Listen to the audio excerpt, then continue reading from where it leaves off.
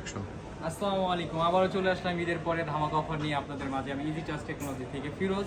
তো দেখতেই পাচ্ছেন আমাদের এখানে ক্যামেরা সাজানো আছে, রাত দিন সমান কালার এবং ওয়াটারপ্রুফ।